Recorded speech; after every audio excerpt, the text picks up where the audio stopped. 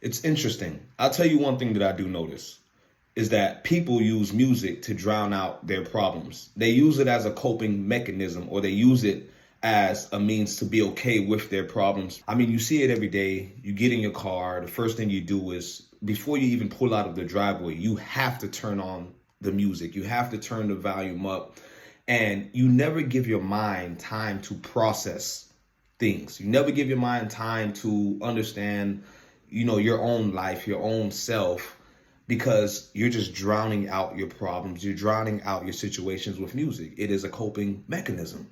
You might be one of those people who you have issues wrong with your car, and as you're driving, you're hearing sounds. But in order to drown out your problems, in order to drown out the sound, you turn the volume of your music up louder.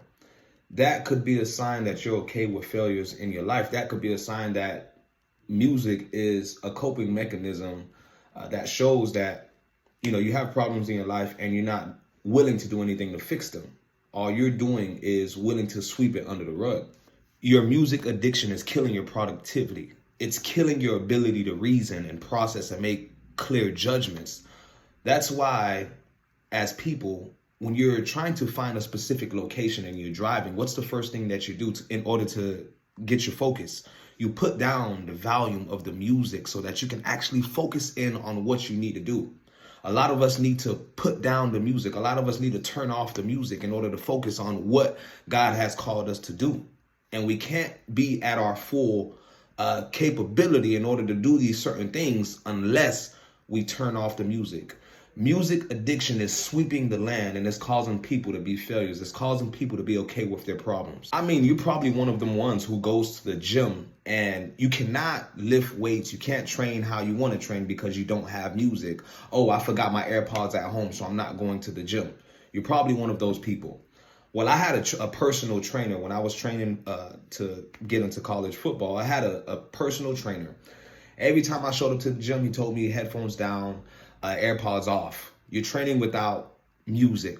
And one of the things that I realized today is that he gave me the ability to focus without music, because he knew that as I would be in a football game, the music wouldn't be there. Music wouldn't be there. So he trained me to train without the music. He trained me to hone in on my focus. I'm not saying that music is bad or that it's negative. What I am saying is, if you're using music as a coping mechanism, as a means to be okay with your problems, you're turning up the volume, then that's where the issue lies. And that's where the root of your problems, the root of your failure lies. It's in your addiction to music. You're coping with it in order to be okay with your problems.